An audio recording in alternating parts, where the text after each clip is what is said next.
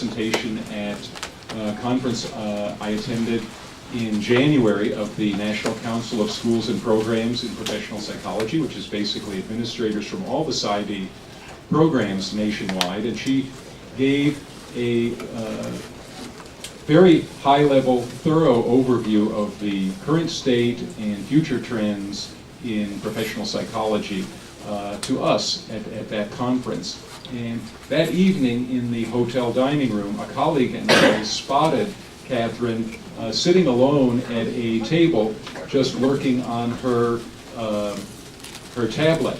And my colleague elbowed me and said, "Do you think we should ask to sit with her?" And I said, "I don't know." And so Lynn said, "Let's try."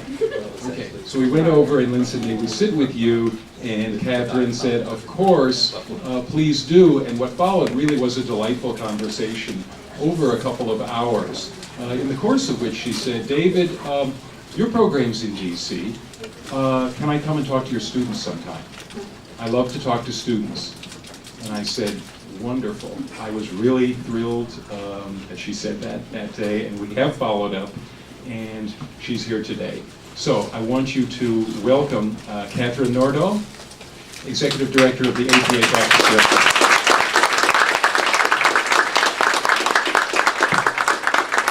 Am I on? Is it on? Are you here? Yes. You got a camera going back there? Yes. It's going to mess you up if I move around, isn't it? No, it's not. You're good to go. It's not going to mess you up if I move around.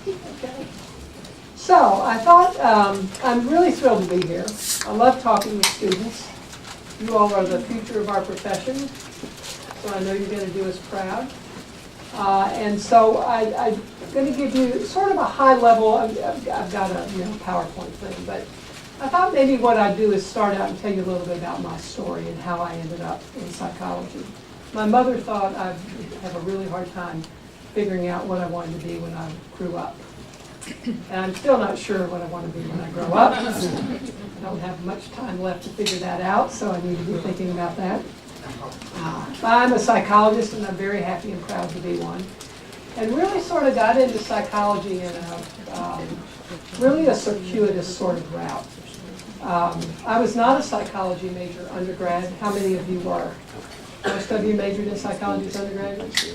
I was not a psychology graduate, a psychology major as an undergrad.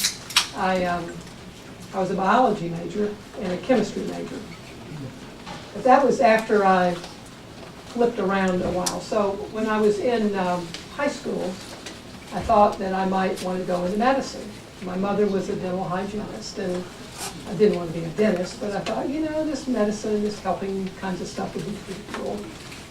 And so, but I was also a very good English student. And so my my principal, Dr. Kirby, said, and then I thought about, I knew my family couldn't afford medical school, so I was going to do nursing school. And that was back in the days when they had what they called diploma schools. Do you all know what those are? They're like standalone nursing schools. They're hospital-based. It's a 3-year, year-round program, and you come out with an RN degree. So I decided I was going to do nursing school. I'd applied and been accepted.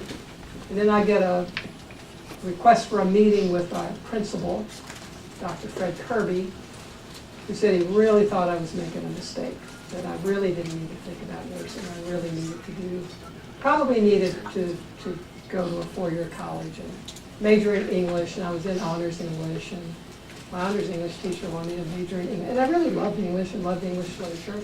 So I did. I went off to Wesleyan College in Macon, Georgia. And I was there for a year, and it was good enough. And but I thought, I don't think I want to do this English thing for my whole life. And even back then, I thought, I don't think English teachers make very much money, so that might not be such a hot idea. And I had taken psychology my first year as an undergraduate, and had this really cool psych professor. He drove a little motorcycle, and his tie was always blowing in the breeze, and kind of good looking, and he actually was a pretty decent psychology teacher, but I think I might have made a C in this class. It was the only C I'd ever made in my life, but I think I made like a C in psychology. So it reminds me of the story of Bob Sternberg, that you all know who Bob, you may not know who Bob Sternberg is. Well, he's not too in the far recent past president of the APA, and he directed the Yale Child Study Center forever. And he's one of the 100 most famous psychologists in the whole world.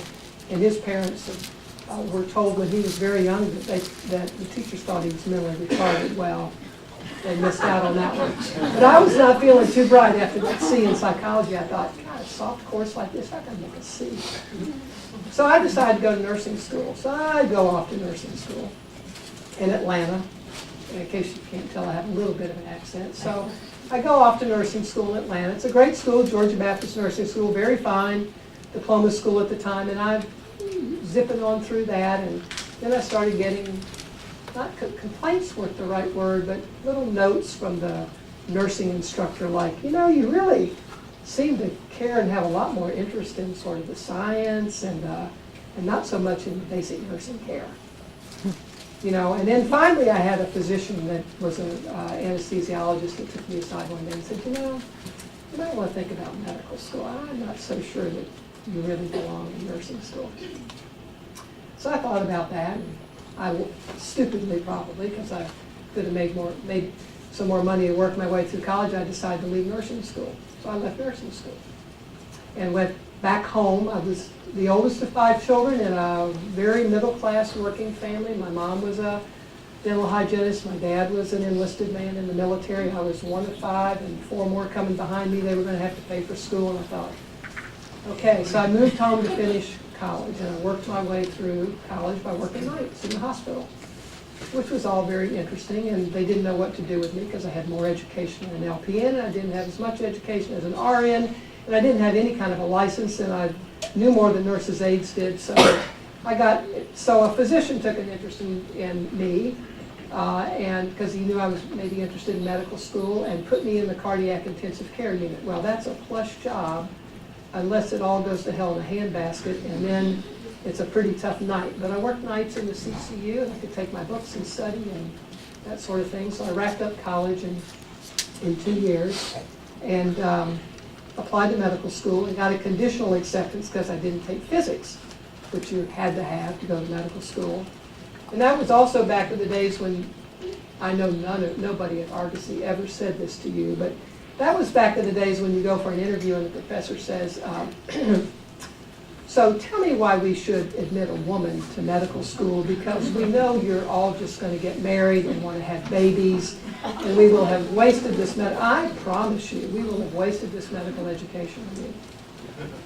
But I got in anyway, but I had to go take the physics thing. Well, I couldn't afford to spend another year taking some undergraduate courses, so I went and got certified as a lab med tech and worked in a hospital. Like I said, having trouble figuring out what I wanted to be when I grew up.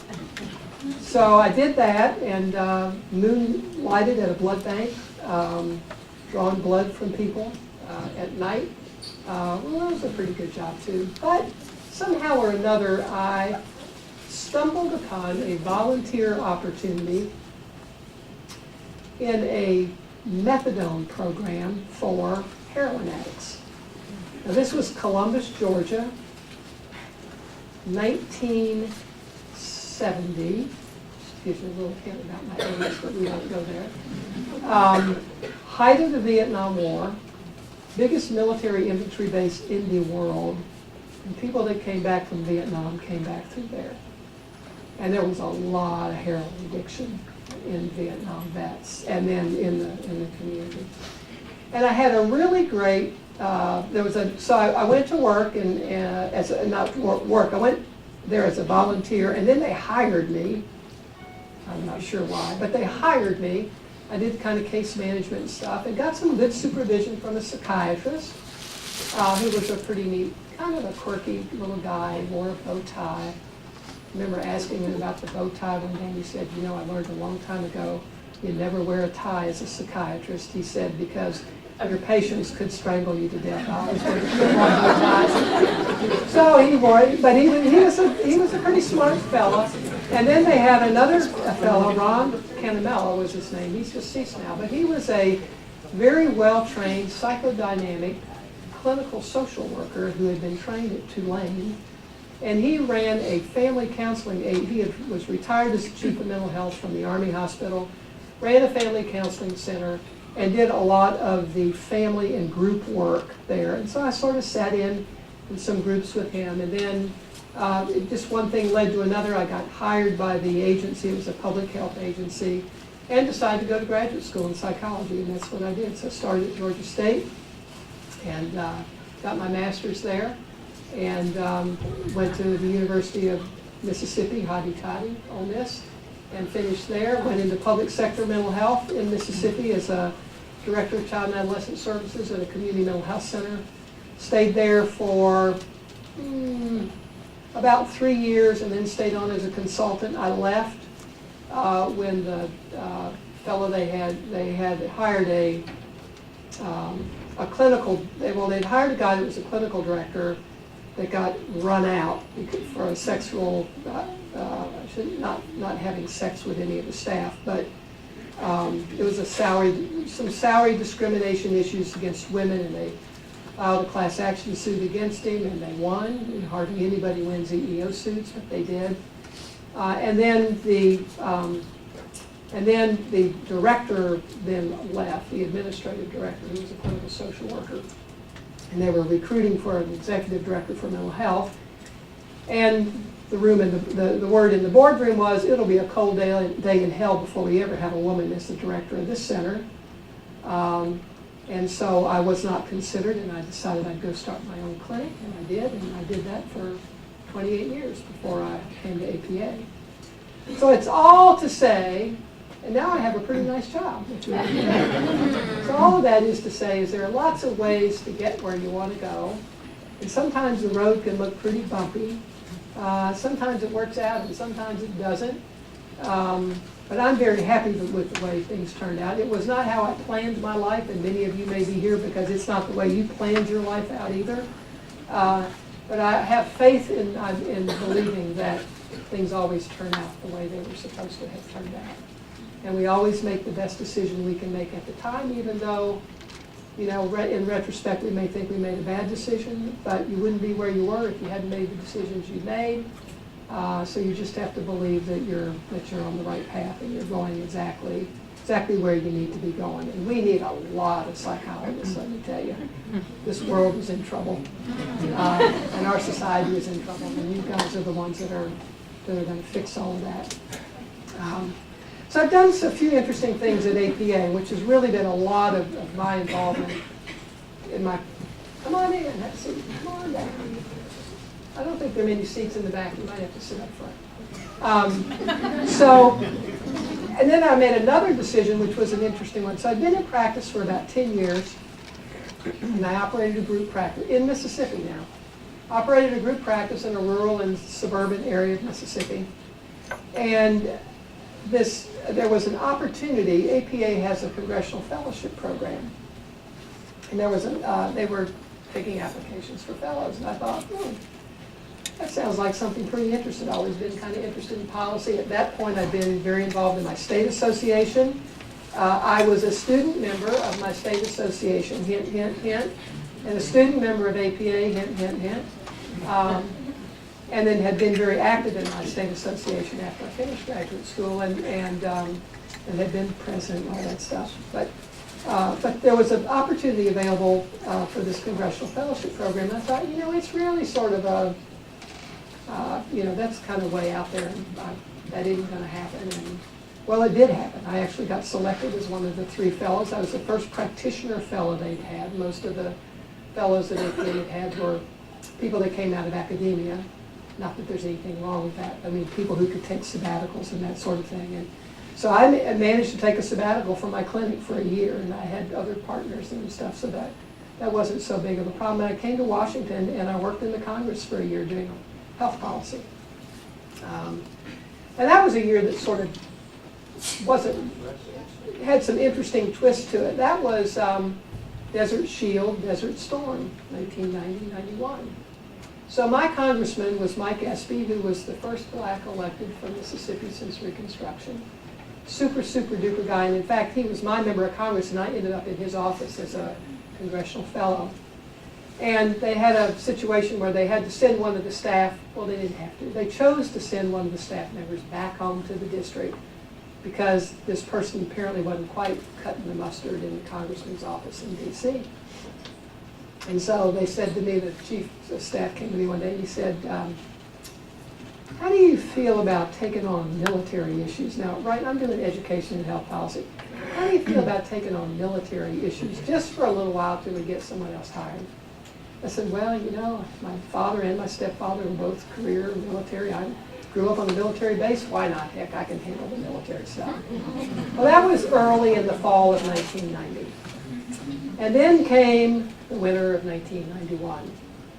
And then came Desert Storm. I learned more about Star Wars and helicopters and ammunition and you would, now, then I should back up and say, and of course, Mike Espy, my boss, said to me, you know, you really don't need to worry about this. He said, we don't have any military bases in the 2nd Congressional District of Mississippi. You've got, you know, the Guard and Reserve and all that, but we don't do military stuff, you know. So I really don't, I mean, hardly anybody comes and talks to us about military stuff. I don't really think it's going to be a problem. So if you can handle it for a while, that'll be just fine. Well, I got to handle it all right.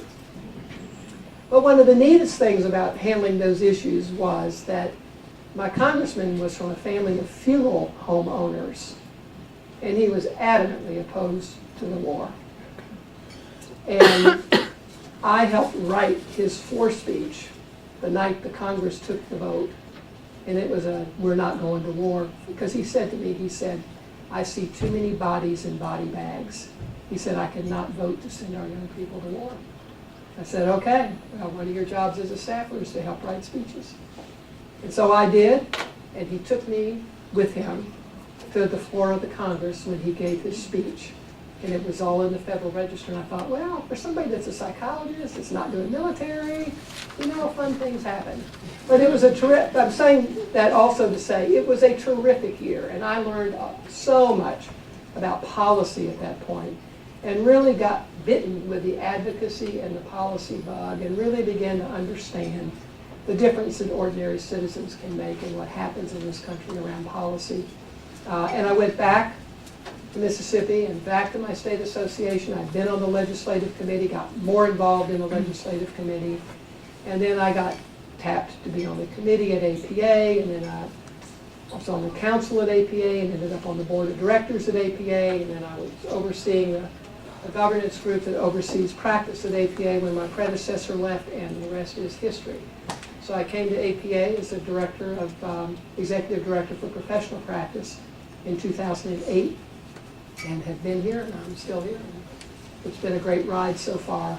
And an ability to influence policy, both at the legislative level, statewide, I mean at the state level and federal level, and the ability to influence policy within the APA as well in terms of the kinds of things that APA and the practice organization do. So you will be remiss if you don't find some ways to get involved with your state association, or with the APA, or with the American Association of Graduate Students.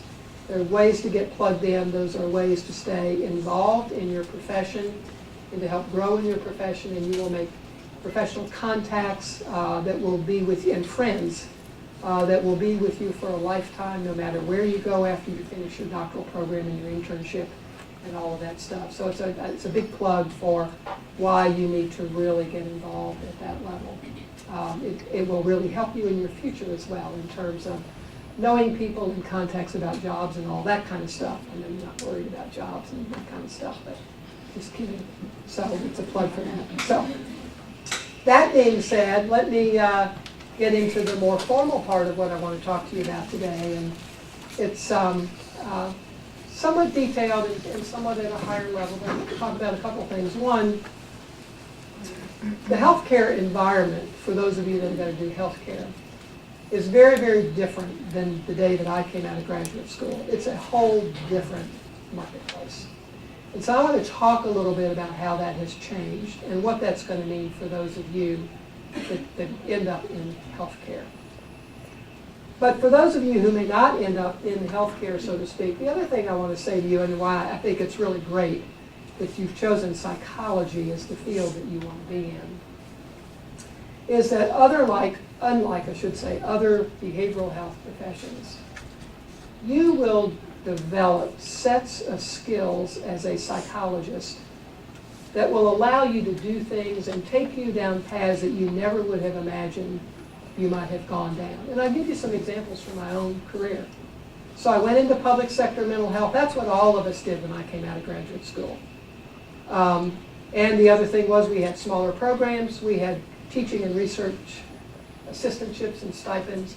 So most of us at that time, mid-70s, came out of graduate school pretty much with very, very little debt. So we didn't have that hanging over us. And then we went to work, though, in public sector settings, and we made very little money. And that was okay. Enough. It was enough, certainly in Mississippi.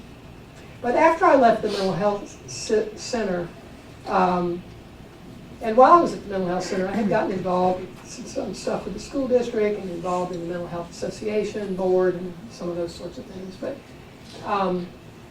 an opportunity came along, which was kind of an interesting opportunity. So I had hired a couple of people away from the mental health center who were master's level folks and licensed to come work for me. Well, it just so happened that one of those persons' husband was the head of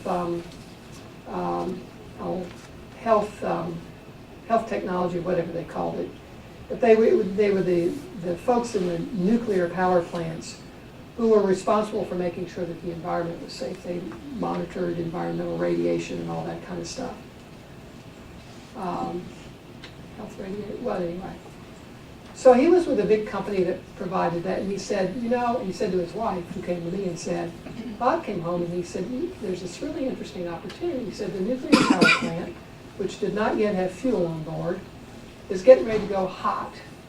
And in the process of it going hot, i.e. they load the big fuel, the Nuclear Regulatory Commission has come out with a rule that says that anyone who's working in a hot nuclear power plant has got to have a psychological evaluation before they can get a security clearance. Now, they had to have a number of things, but a psychological evaluation was one of those things. So they had to all have MMPIs, Minnesota Multi-Basic Personality Inventories, and at that time, in the early stages, they had to have a clinical interview. And it was everybody, not just the utilities employees, but the union people that they brought in, the painters and the electricians and the other maintenance folks. And so, long story short is, and in fact, one of the other people who worked for me, her father worked for the utility at the power plant. So long story short, I put together a team of psychologists, some from outside of the Vicksburg area, including a couple of industrial organizational psychologists. We bid on the contract and we got it. So we started doing pre-screening psychological evaluations for the nuclear power plant. Now, we could do that because we were psychologists and we were trained in psychological assessment. And we were trained in clinical interviews, and we were trained to be able to, as the Nuclear Regulatory Commission said, we don't want people with, quote, aberrant behavior working in power plants. Okay. So that turned in then to, they required that the programs, that the supervisors be trained in early identification of people with emotional and substance abuse problems. And so we developed a training program for the supervisors, and not only did it for that utility, but did it for one down in Louisiana. Then they wanted some stress management training. And then we developed a team, put a team together, and developed some stress management training for supervisors. So it was a really wonderful opportunity to use some skills in some different kinds of ways. Well, then the utility and the state decided, well, gee whiz, if we're going to identify people with problems, we ought to have somewhere to send them, so we need an employee assistance program.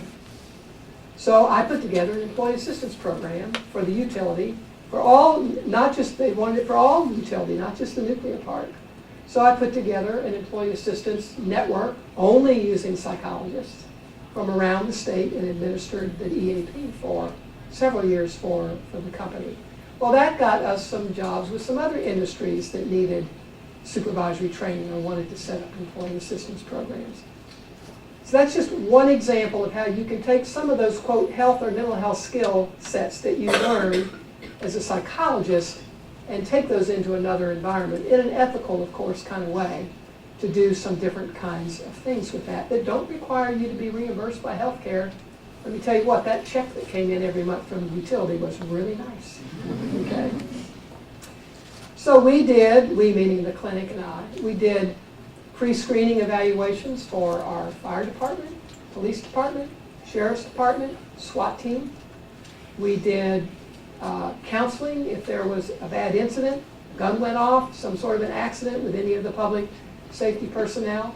We had a lumber company that was very invested in recruiting and moving particularly minorities into management and supervisory kinds of roles, and so they did a lot of literacy screening with all of their employees. We did that, the basic math and reading kinds of skills and that sort of thing to kind of help them in their decision-making process about who they were going to move or what sort of skills building certain employees needed.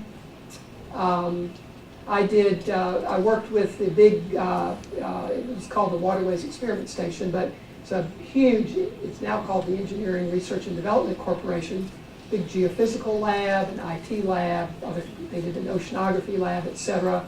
They had a suicide out there. They brought us in to do some debriefing and counseling with the employees.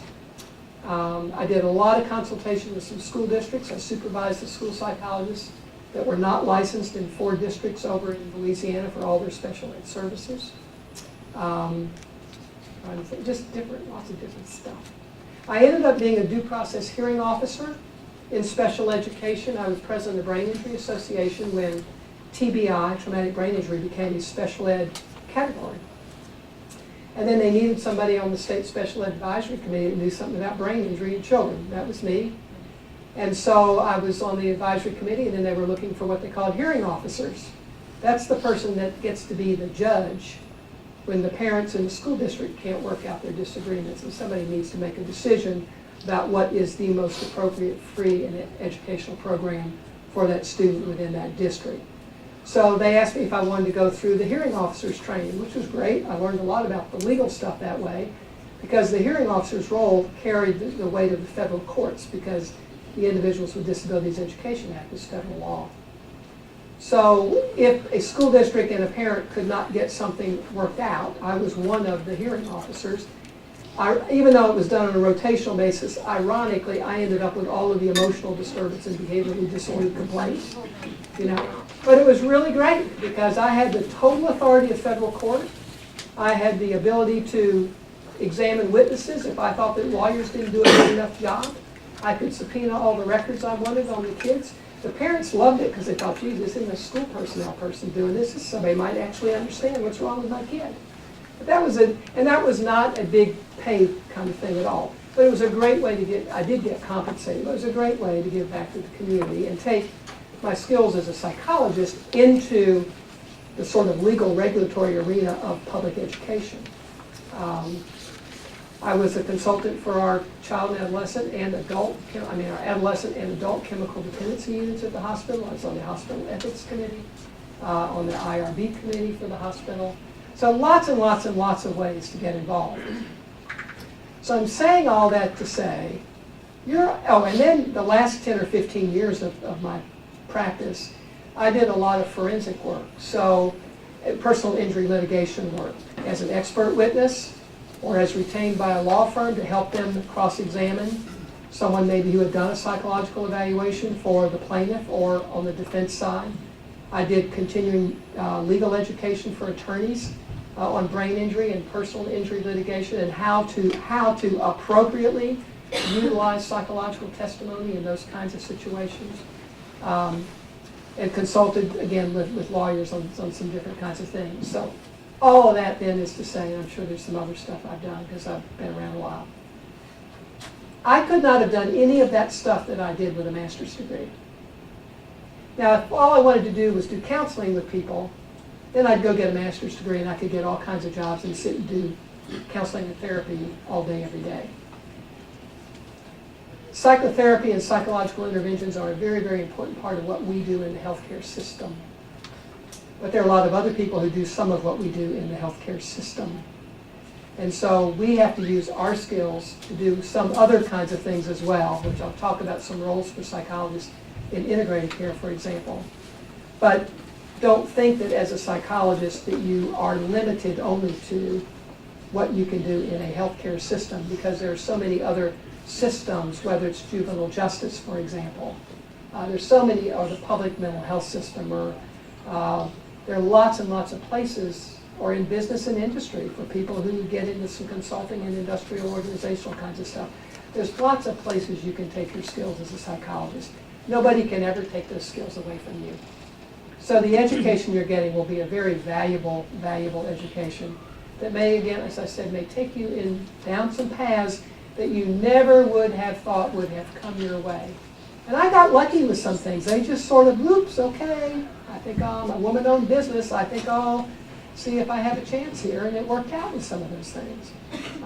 But the other part of it that made my practice and my clinic's practice a success was we didn't sit in our therapy room 8 hours a day. We were out in the community. We volunteered on boards. We spoke to the Exchange Club or the whatever, the Rotary or the whoever would listen, the PTAs, got out in the community and became a visible part of the community that we were in. And that's another thing that's very important for you to think about. You don't want to be part of the community, go work with rats or something, or work somewhere where you're behind some walls and you don't have to interact with the community. But that part of what you did will be very, very important. So I've probably been rambling too long. So let me talk to you a little bit. I want to talk to you. Okay, somehow this turns it on.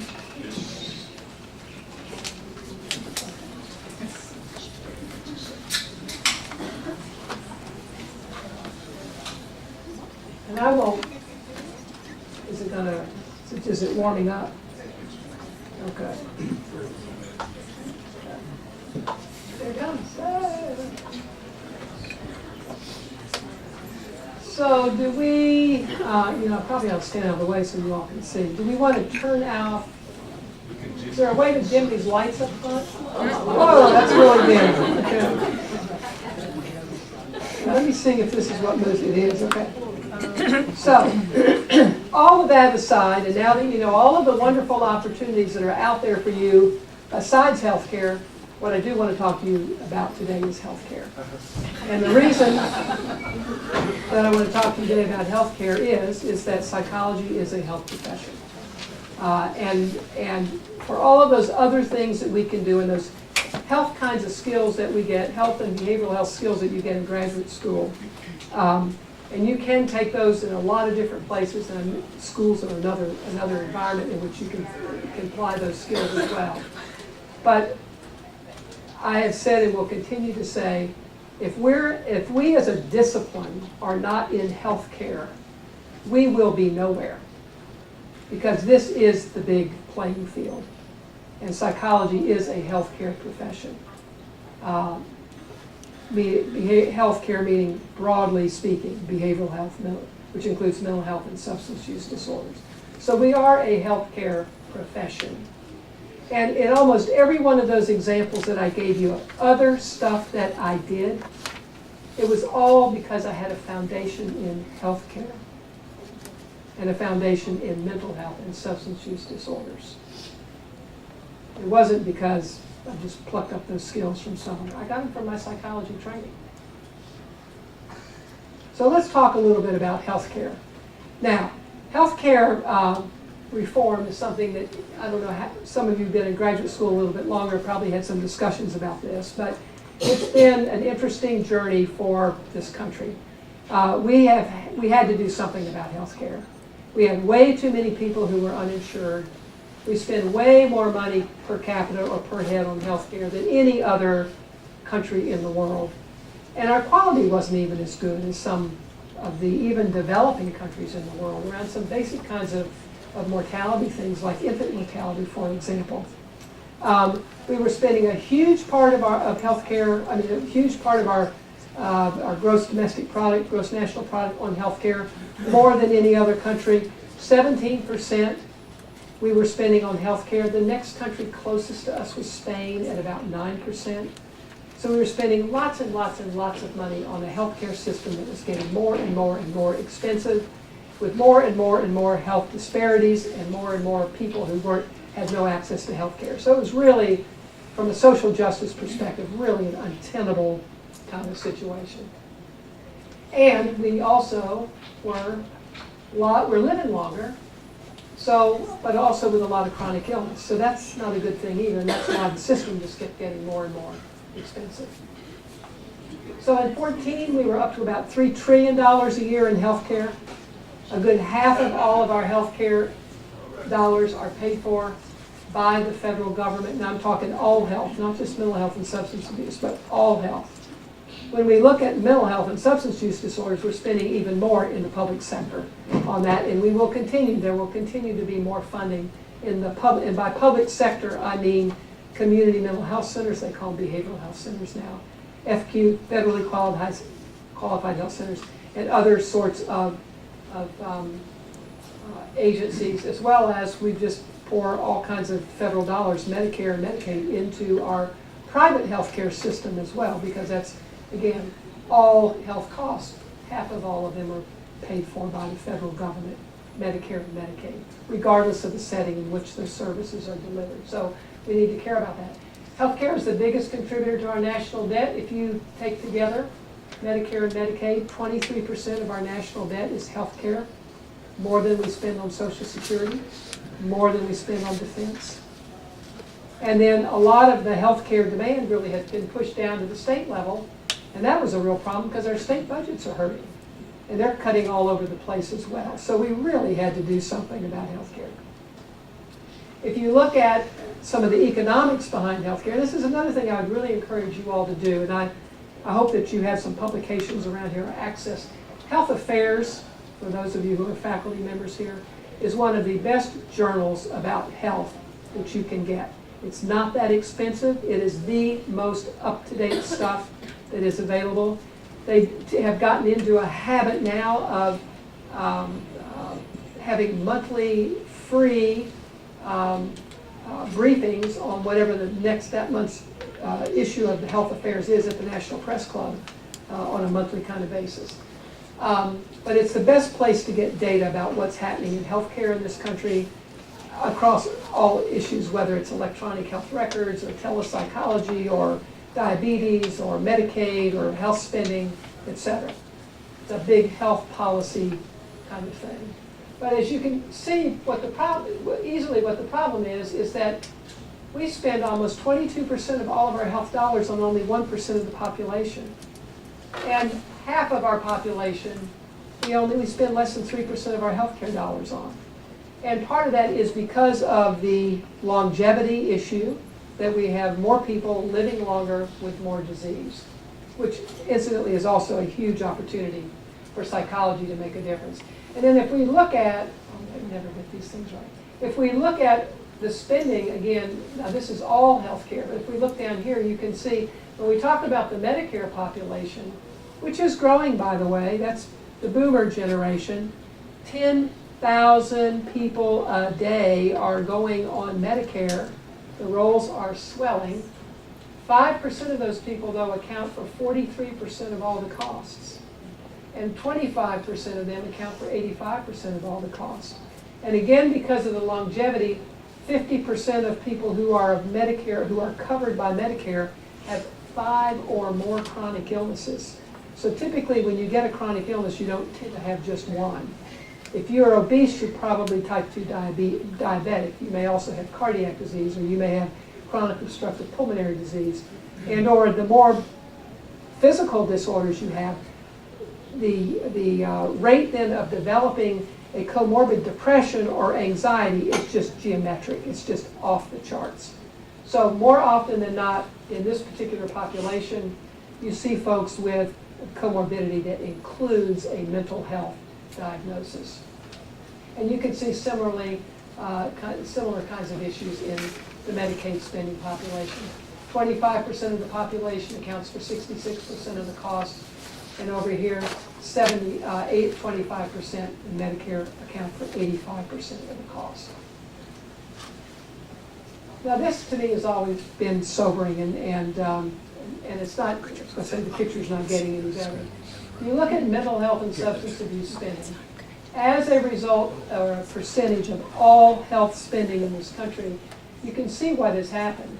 And that is that the amount that we spend on mental health as a percentage of all health care has dropped. It was up at about 9.6% in 1986.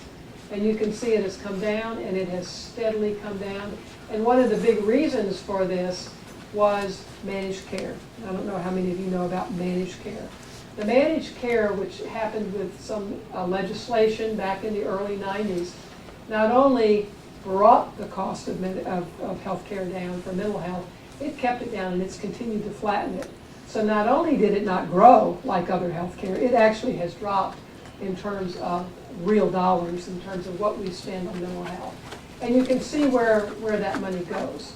So about 26% of that mental health spending goes to regular hospitals, about 30% to specialty hospitals and substance abuse units, about 28% of it goes to medication. In fact, of whatever growth there has been in mental health spending, 50% of it has come from increased use of medication, not increased use of psychological interventions, which are much less expensive.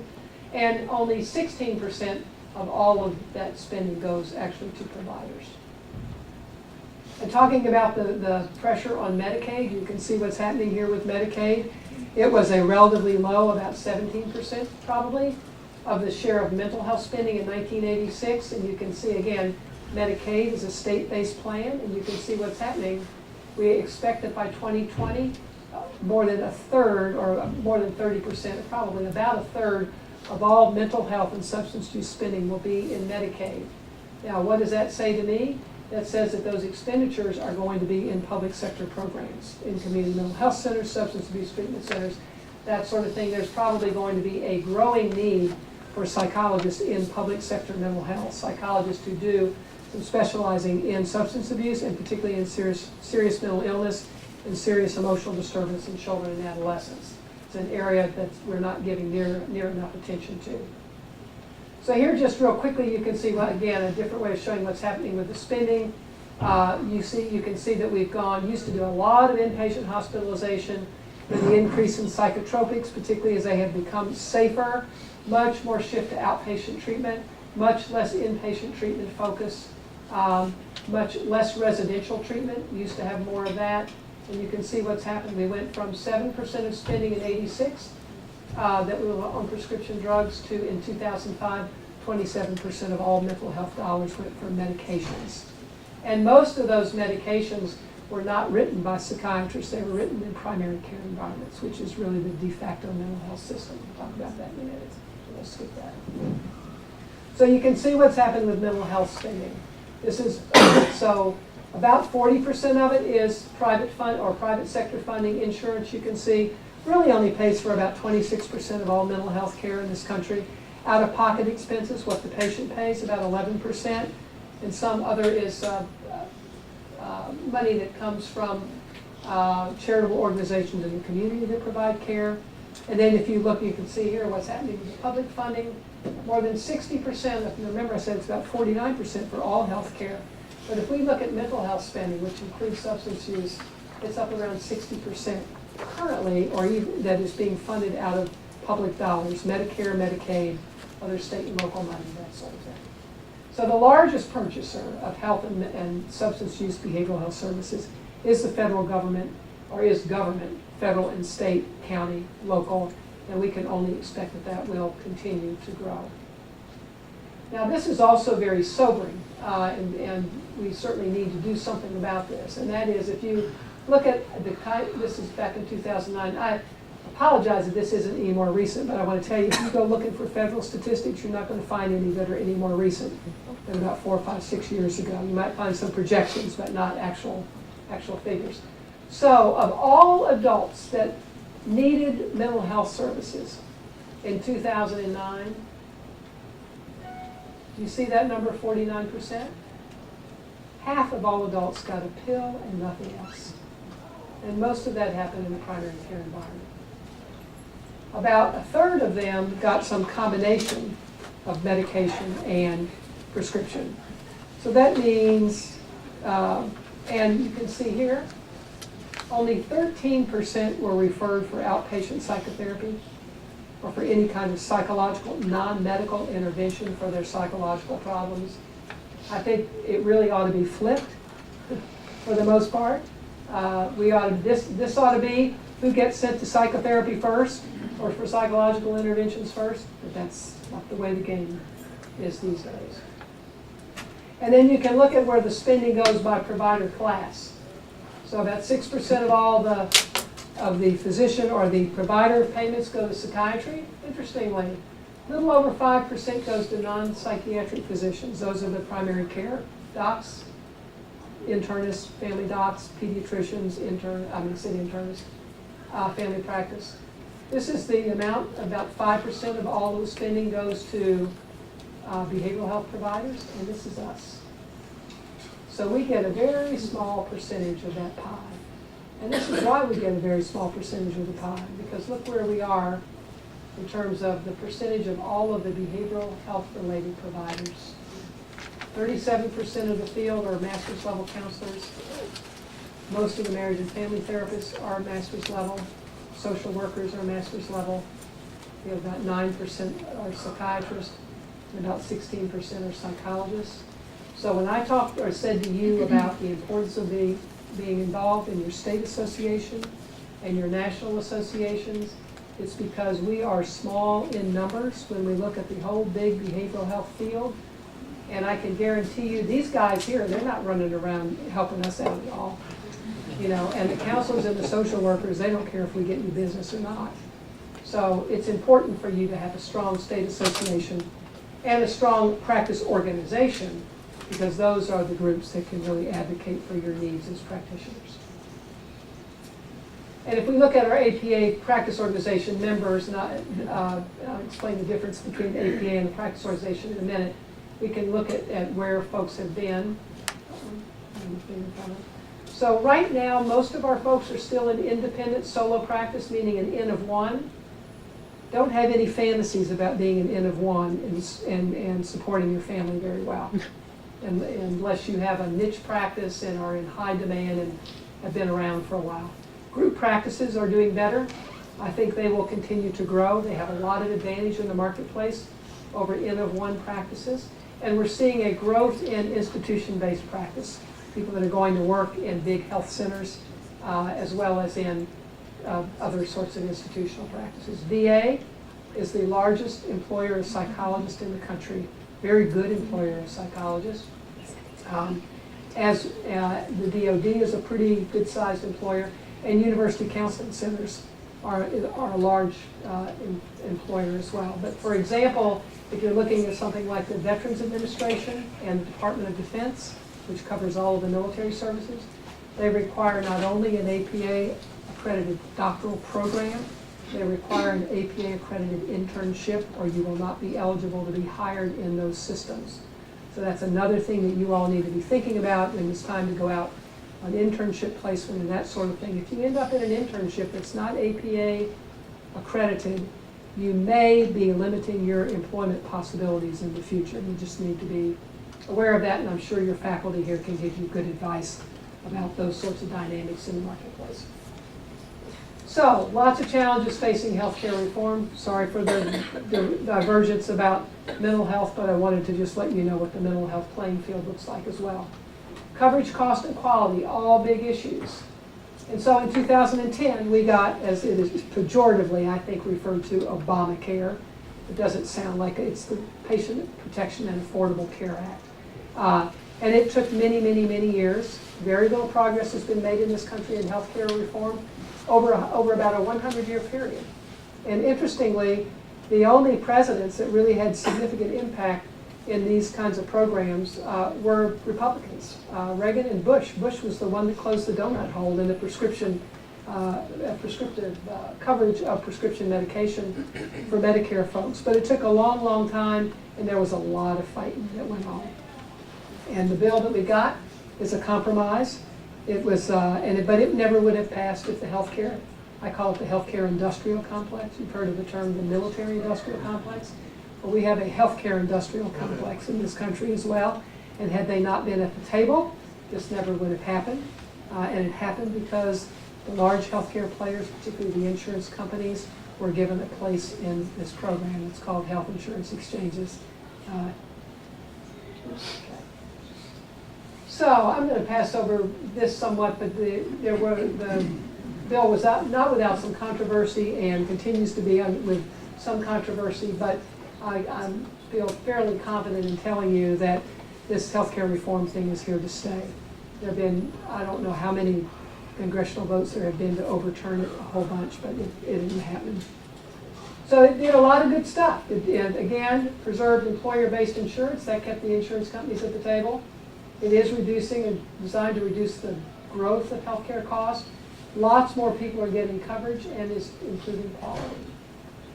The Medicaid, and I'm going to cut through some of these because I know you want some time for questions, and I want you to have some time. And the slides are available, so I hope that they can be made available to you if you'd like to download them from a website or something of that nature.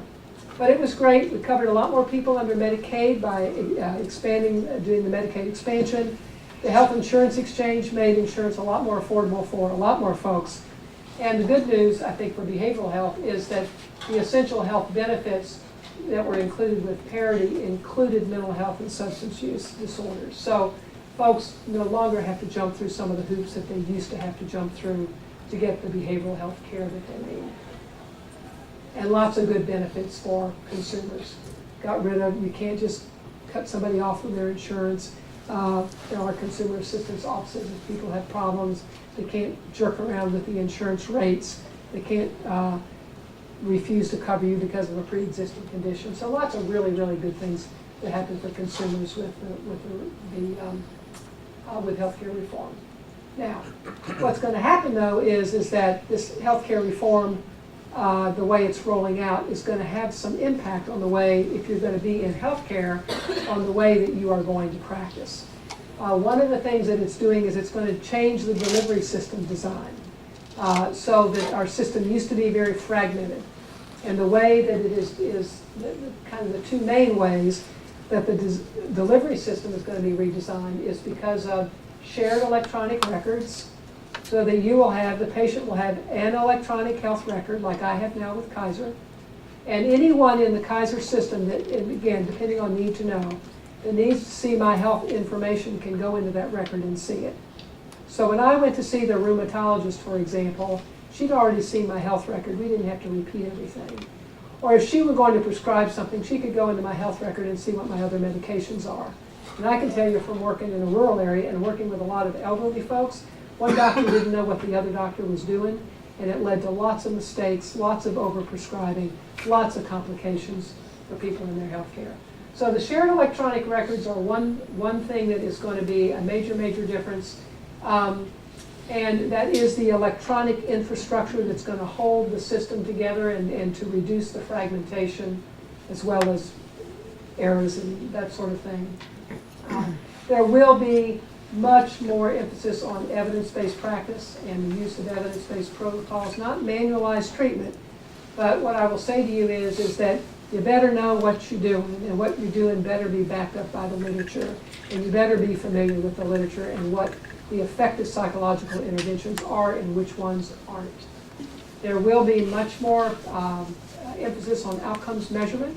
Most insurance companies, or many insurance companies now, require outcomes measurements.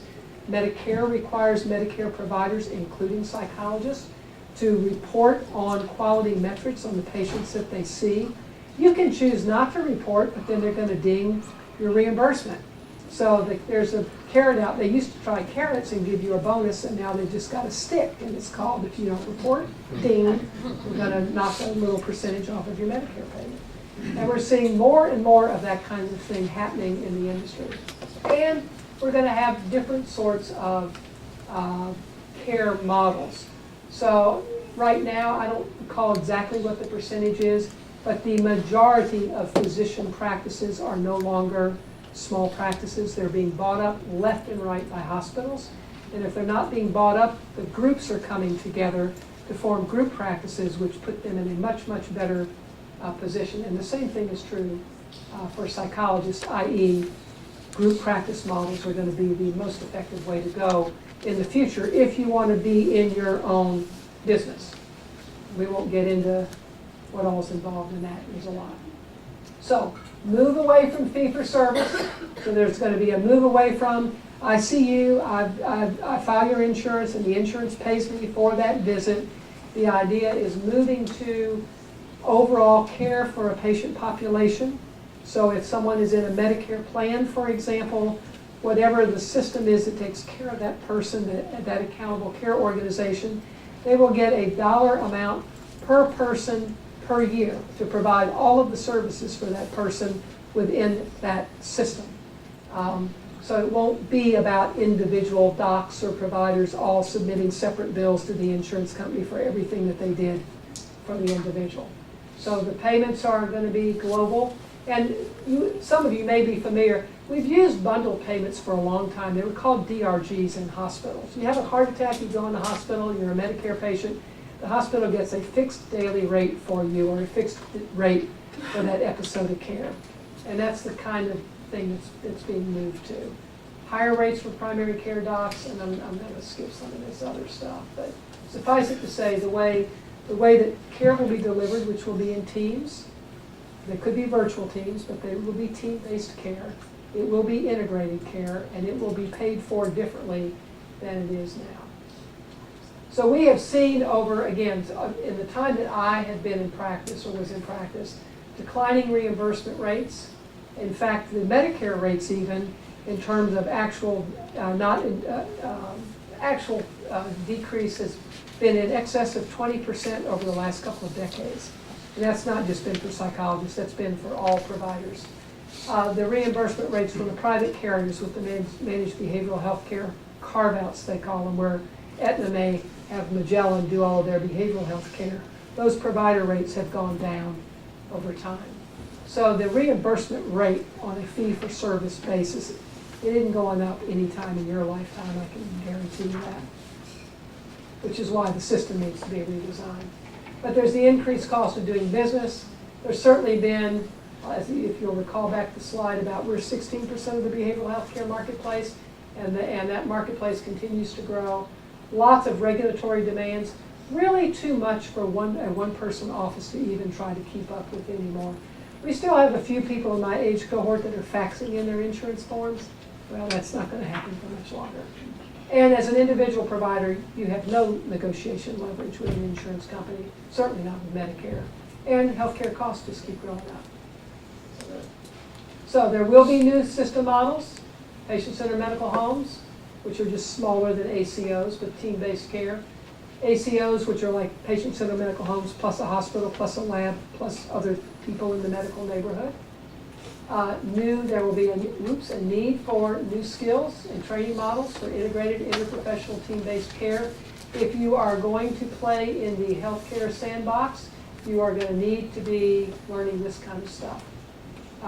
Lots of advances in telehealth, electronic health records, increasing demand for the use of evidence-based practice and quality measurement and payment reform. So it's really this is what it is looking like and going to look like compared to the old way of doing business. When I first started in private practice, I saw a patient, I filled out the insurance form, I sent the insurance form to the insurance company, the insurance company sent me a check, maybe they asked me if a physician referred the patient, no more.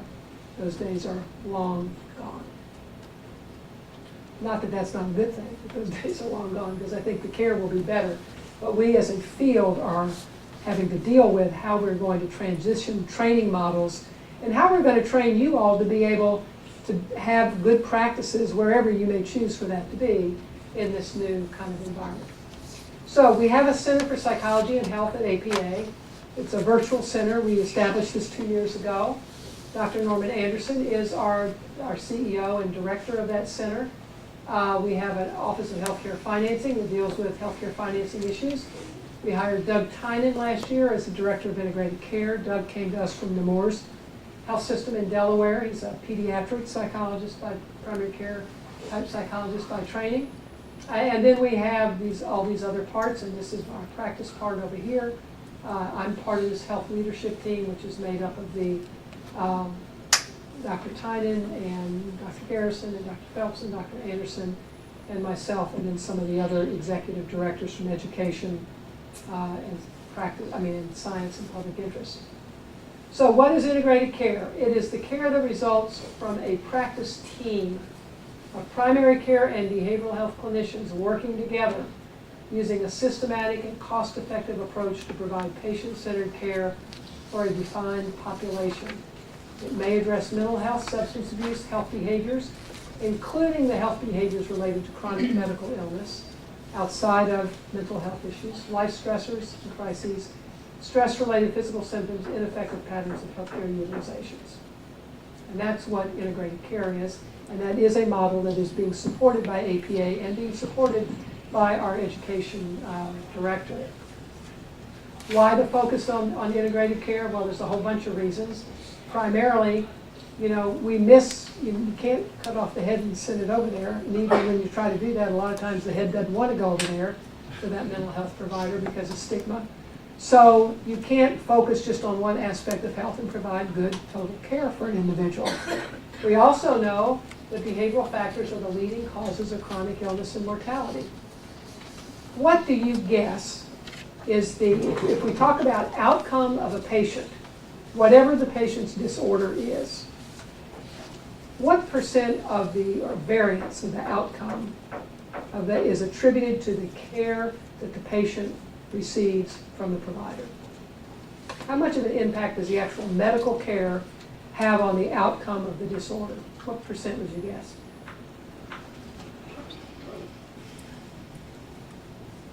10%. You know what the largest determinant of health outcomes is? Behavior. Behavior. Who knows about behavior? Psychologists, right? 40% of the treatment outcome for any given healthcare disorder is related to the patient's behavior. And then next is socioeconomic determinants, sociocultural determinants of behavior, then genetics. So we're looking at large societal issues that are causes of bad outcomes that create health disparities. We're looking at individual choices that patients make. And the smallest impact on health outcome is actually the care delivered by the physician. Opportunities for psychologists. And we know that chronic illness, as we've said earlier, accounts for 75% of the nation's health spending. So there are lots of reasons why behavioral health should be part of any sort of integrated system, whether it's an ACO type system or patient-centered medical home system, because there's a high prevalence of behavioral health problems in primary care. Something like 84% of patients that end up in primary care for a physical complaint have a psychosocial or psychological aspect to their health. So it's a huge dynamic going on there. And guess who is not qualified to figure that out? The primary care physicians, for the most part, that see the patient. I wouldn't say this in a group of, well, I did say it in a group of physicians once, a group of residents. But the success rate of outcomes for primary care physicians intervening with mental health and substance use disorders is pitiful. It's horrible. And it's not because they're bad physicians, it's because that's not part of their training for the most part. And even though some of them are trained in that, that's not what they primarily are geared to seeing, or if they identify it, that's not what they're trained to intervene with. They need different kinds of folks to do that. High burden of behavioral health, high cost of unmet behavioral health needs. We know we reduce cost when we address behavioral health in the primary care environment. We get better health outcomes and the patients are a lot happier. So what does psychology do you have to bring to integrated care, to these kinds of settings? Well, one, I hope you're getting some good training in psychological screening and assessment, because that's important and it's increasingly important. And these screenings for mental health disorders are mandated now through the Affordable Care Act. So patients are getting screenings for behavioral health kinds of issues. We know better than other trained behavioral health workers, other than psychiatry, how to treat patients with complex symptom presentations. Most folks in social work programs and counselor type programs do not get that level of training, not to deal with the comorbid, with the SMI, with the chronic physical illness, etc. We know how to deal with lifestyle and behavioral factors that affect health outcomes. We know, because of the way that we develop relationships with our patients, how to get a patient engaged and promote responsible health behaviors and promote resilience in folks. We know how to promote adherence. And we understand a lot about environmental determinants of behavior and how family dynamics, for example, and other relationships that are important to that person, how those impact health outcomes. So we can make a lot of contributions. Within the health system, we can supervise other lesser trained individuals. We should know how to design, monitor, and evaluate psychological interventions for individual patients or for groups of patients with a particular disorder. We should know how to do program development and evaluation. Our IO folks can contribute actually to care design, system design, I mean. And we know how to enhance the effectiveness of team-based encounters for patients because we understand team dynamics and family dynamics and system dynamics. So we have a lot of skills that we can bring to the table in these systems as leaders in these systems, not as someone who just sits in a cubicle and sees patients every 30 minutes for all day long, but someone who actually is part of that team and can contribute to that team's function. We have a lot of, you should go and there's some web resources at the end. We have a lot of resources on our website for psychologists, for example. These are from our Center for Psychology and Health, and they are, for example, from the briefing series, the role of psychologists in heart disease and depression, the role of psychology in chronic pain, the role of psychology in primary care, the role of psychology in treating Alzheimer's. So we've got lots of good resources on our website, and they are referenced as well, that talk about the specific contributions that psychologists can make in different kinds of environments with different kinds of patients with medical issues. Okay, little shift to education and training. Recently, the APA adopted this policy, this blueprint for health service psychology education and training. We define health service psychologists as clinical counseling and school psychology types, i.e. the folks who are able to be licensed at the state level. And so there's a lot of good material in here that are related to, and it talks about, and you can read about all this, but these are some of the kinds of competencies that we expect psychologists to have if they're going to be health service providers in psychology. Scientific knowledge and methods, research and evaluation, professional values and attitudes, individual and cultural diversity, ethical, legal standards and policy, self-assessment, self-care, interpersonal skills, evidence-based practice, assessment, intervention, consultation, teaching, supervision, interdisciplinary and professional systems, professional leadership development, and advocacy.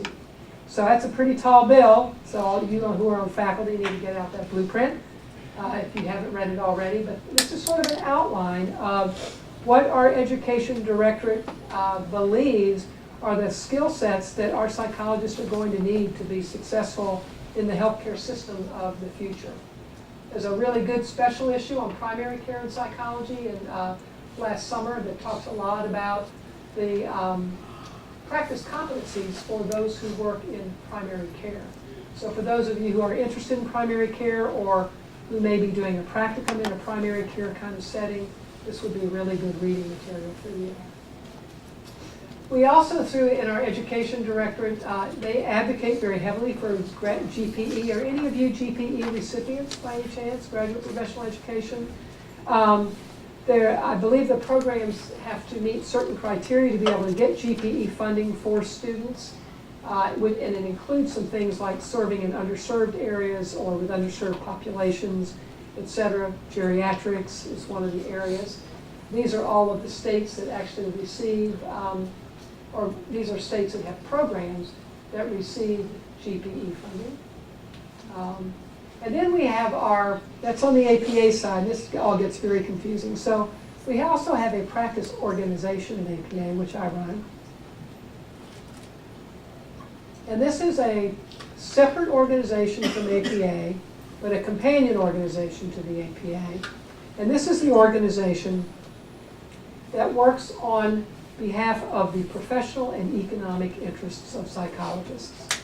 So for example, APA cannot do anything about reimbursement because that's considered a pocketbook issue.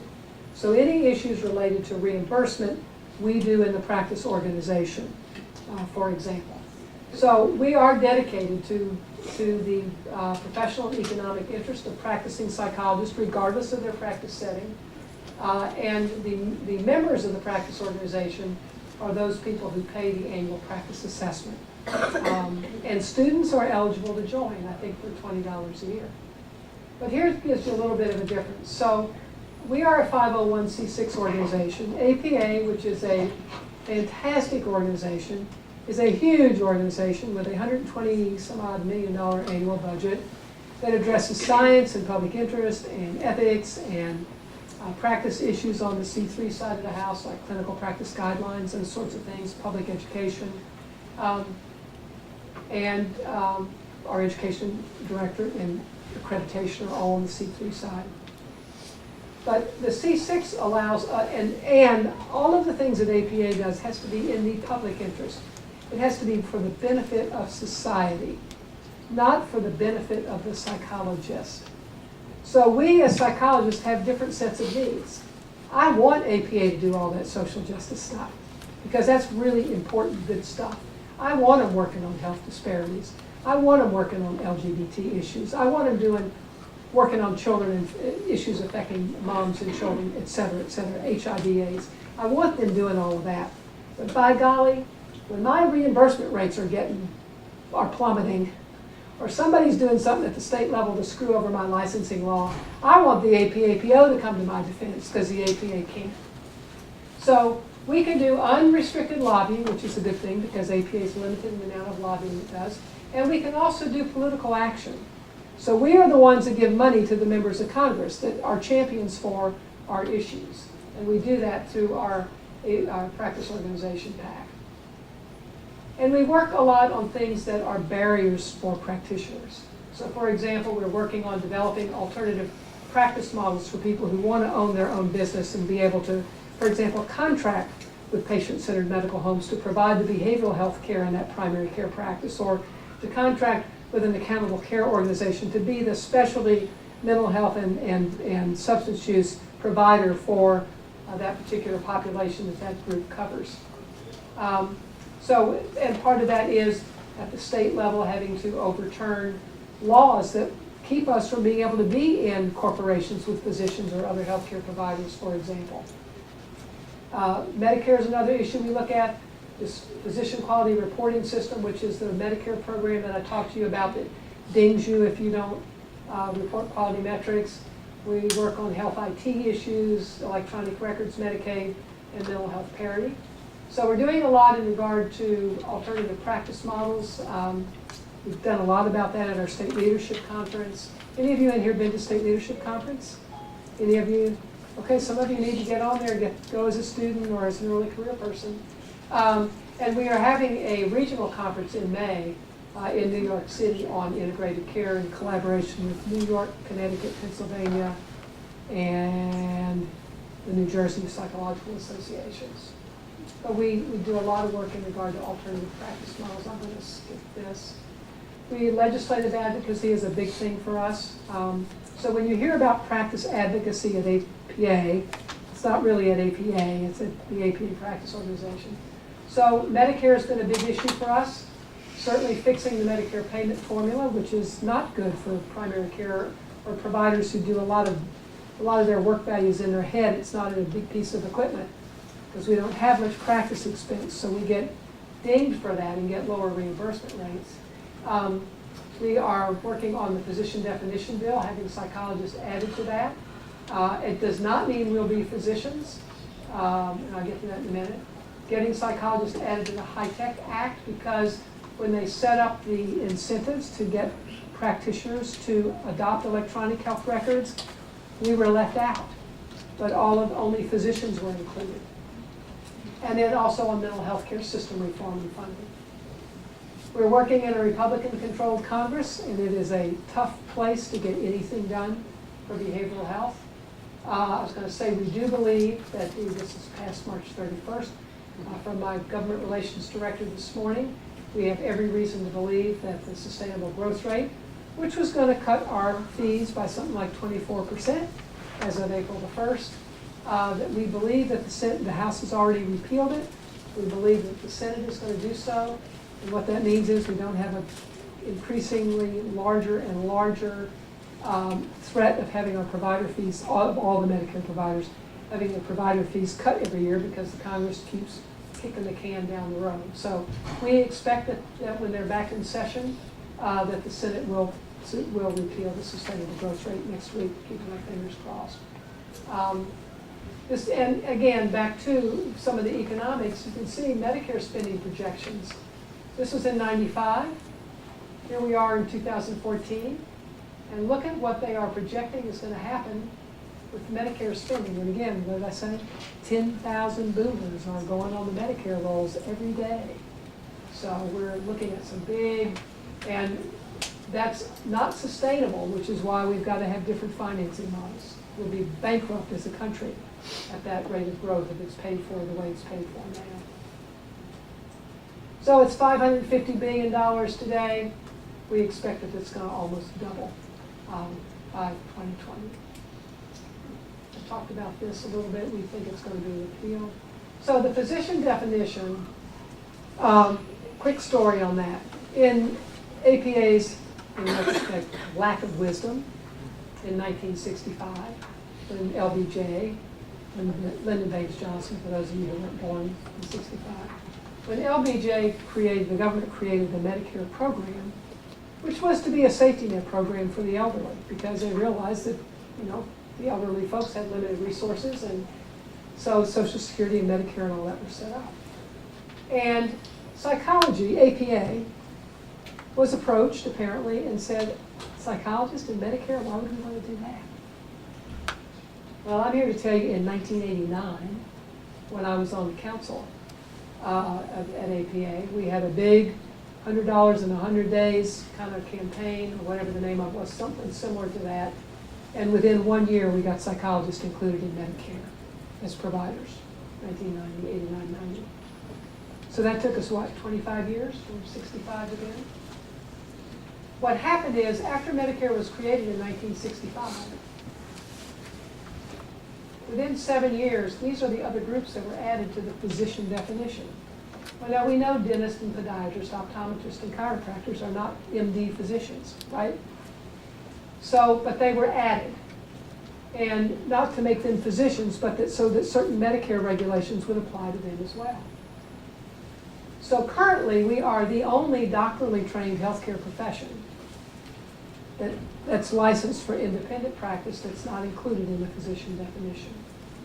And the problem now is that there are regulations in Medicare from when in mental health, the mental health part of Medicare, that are problematic. For example, many outpatient, intensive outpatient programs, or what we call partial hospital programs in community mental health centers, are directed by psychologists.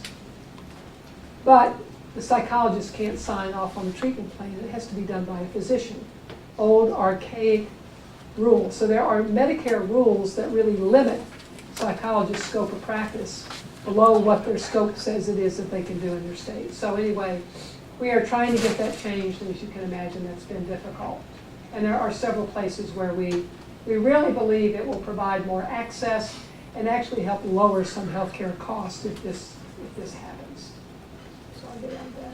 And I mentioned the HIT, they set up, when it was set up for these, again, as you can see, everyone that was in the physician definition got the financial incentives to buy and adopt electronic health records. We're not in the physician definition. We were out of the HIT incentives. So there are things like that that happen. The graduate medical education program is another one that we are hampered by partly because we're not in that definition and for some other reasons. So I'm not talking enough about those. Medicaid is very important. We've talked a little bit about the financing of that. I don't want to drill down too much, but to say, if you've seen one Medicaid program, you've seen one Medicaid program.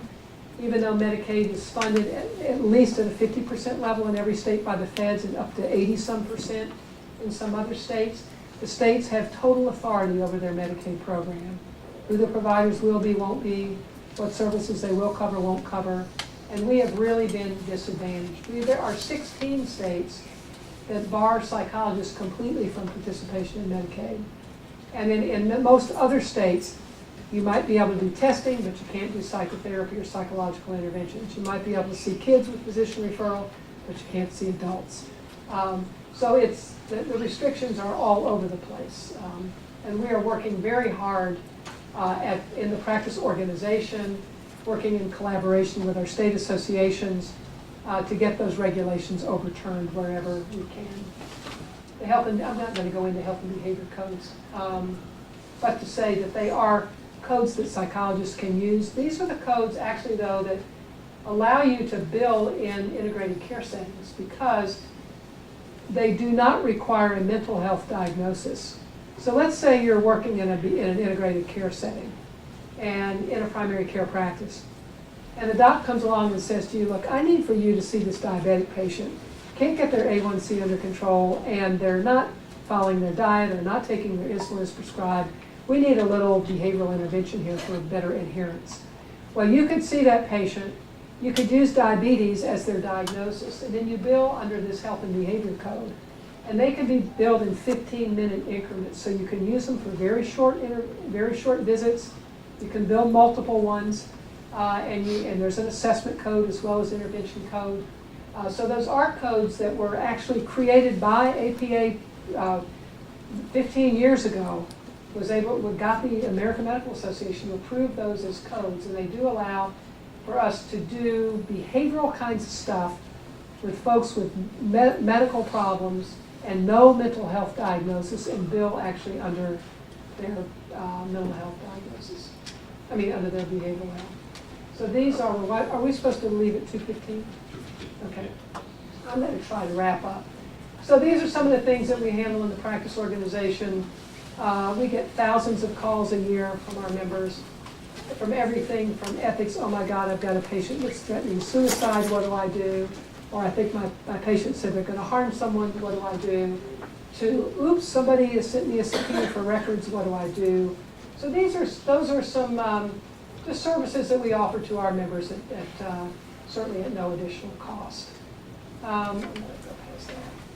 We work very closely with our state associations. State associations are where the rubber is going to hit the road for most of you, regardless of your practice setting.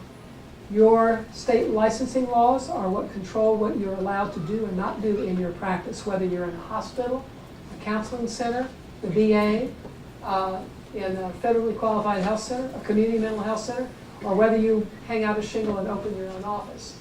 And everything that happens about your state scope of practice and your licensing law happens at the state level. That's where the rubber hits the road and will hit the road for most of you in terms of the things that really impact your practice. So there are many things that we can do at the federal level, but a lot of what we do in the practice organization is at the state level. And one of the very, very important things that we do is that we give money to state associations to help them keep their doors open.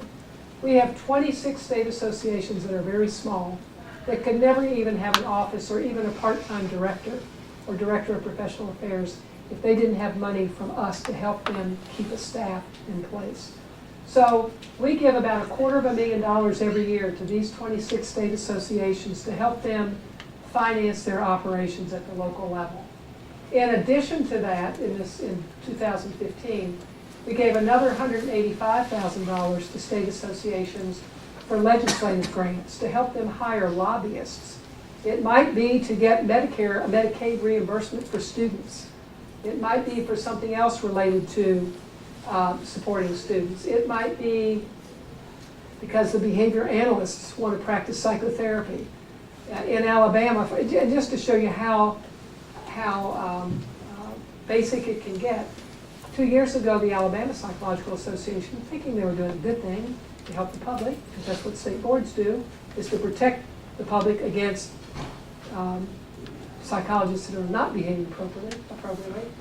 Alabama didn't have a mandate for continuing education. So they went to the state legislature to say, we'd like to add continuing education as mandatory for psychologists. Good idea, right? Guess what happened? The Alabama Medical Association got somebody in the legislature to agree to delete diagnose and treat mental disorders from the psychology scope of practice. Sound pretty basic to you? Would you like to live in a state where that happened? And you could no longer diagnose, and you couldn't treat people with mental disorders?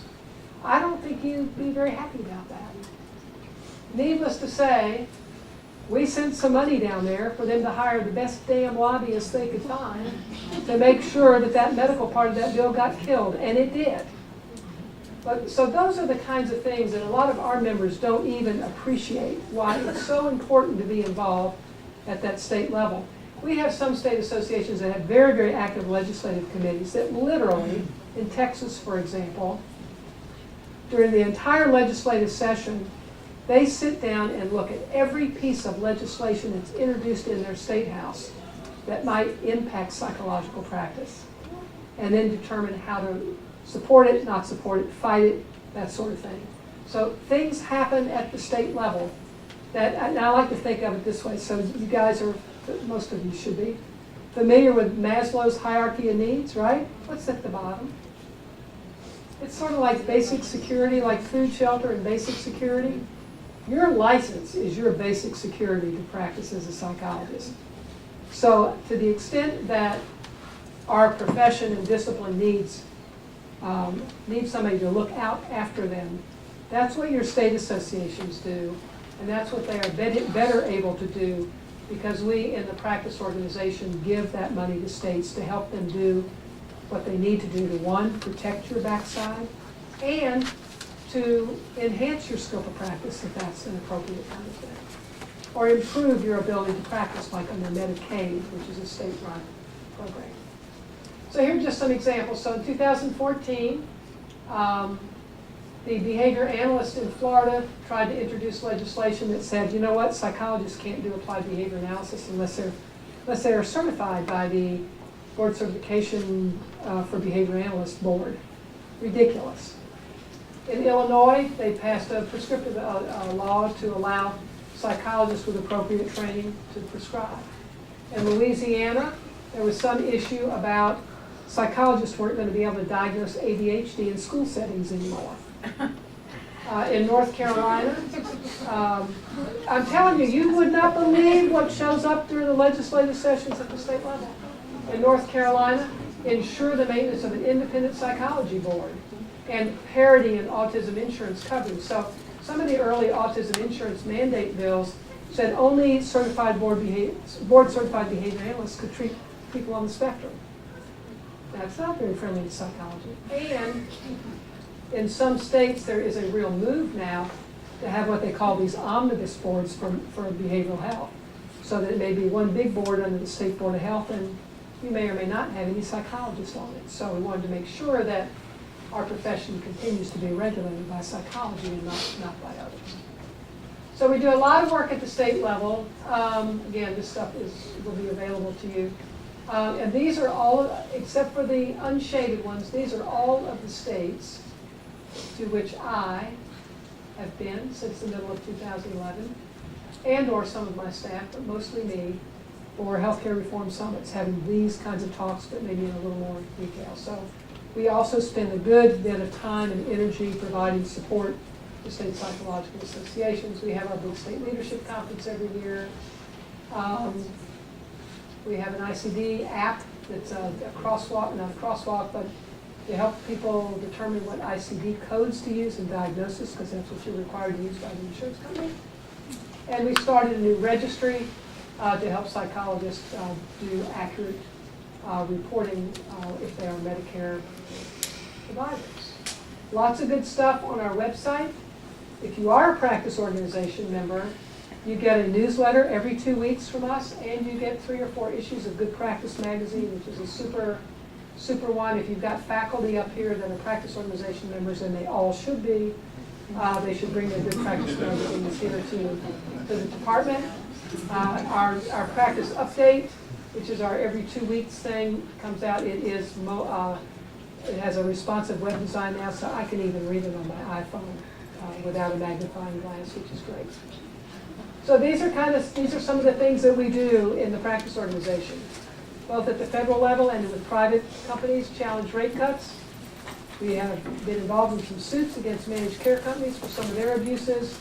We've certainly advocated for practitioners in healthcare reform. We made sure that psychologists were included by name in the Affordable Care Act. We affirm and support the doctoral standard as the entry into the profession, confront assaults on scope of practice, some of which I mentioned, and foster political action for psychology. We do have a PAC. It's a relatively new PAC since it's been in-house at APA, and and I'm happy to say that in less than a 2-year time, we were ranked 48th or 49th among healthcare PACs, and we moved up to 39th, and we are wanting to move up to the very top of that list. So the PAC is the thing that allows us to, it gains us entry into political fundraisers with members of Congress when we need to have their ear. Money does speak in Washington, D.C., imagine that. So, okay. So I left a couple minutes for questions, and these are some resources, the websites that you can go to get information, and I've given you all the slide deck, so it should be accessible to you all. You can distribute it or electronically or whatever you want to do. I have no private authorship. You want a few questions? Sure, yeah. Anybody has any after all my rambling? I've either confused them or put them to sleep or scared the heck out of them. Yes? Can you just explain a little bit more about how bundled payments would work and how they really allot how much money to which provider they're receiving? Well, whoever is in the organization that receives the bundled payments will have to make that determination. So the way a bundled payment or these global payments work, for example, I'll give you a good example. In the state of Oregon, they divided their state up into 17 Medicaid regions. And in each Medicaid region, they have what they call a CCO, a Coordinated Care Organization, which is like an accountable care organization. The state then allocated money into each of those CCOs to pay for providing all of the health care for the Medicaid recipients that live in that region.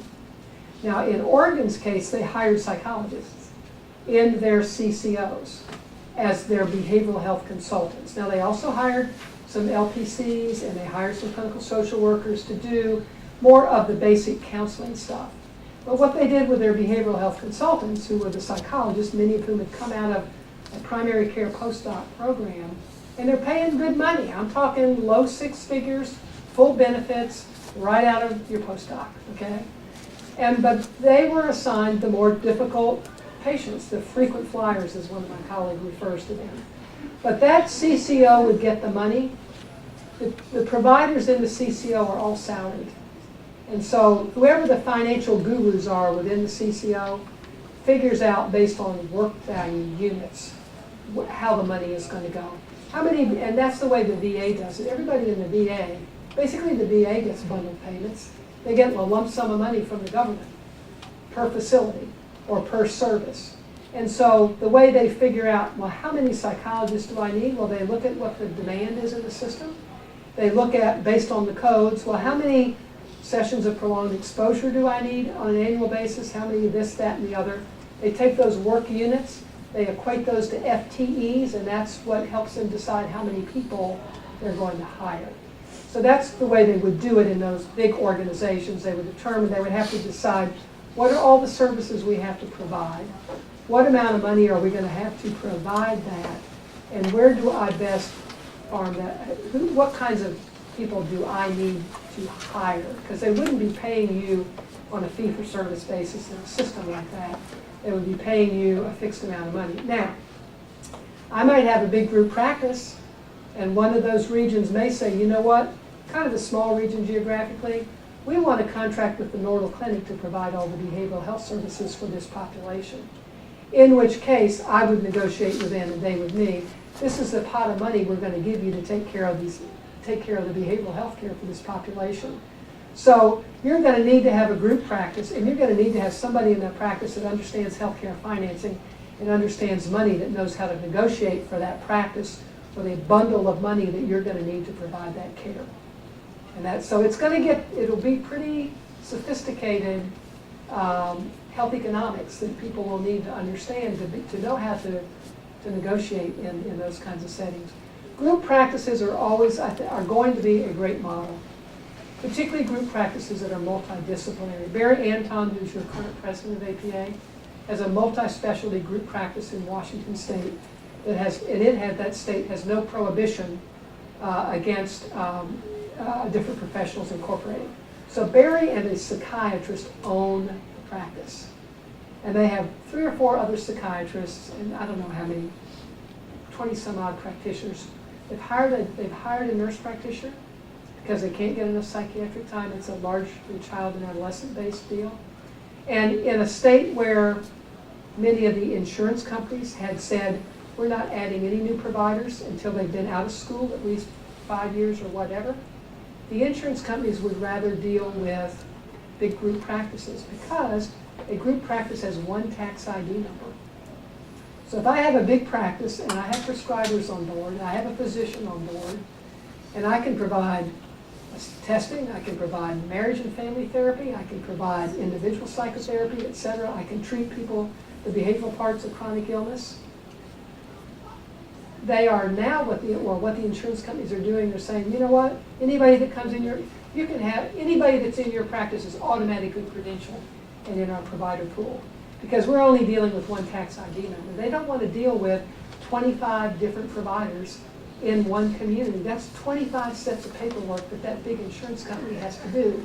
If they can do one set of paperwork for one clinic, and everybody's billed under that one clinic number, and the money then comes in, and then the clinic decides, based on how everybody's unit at time is billed, then they determine how people are compensated, and they have some sort of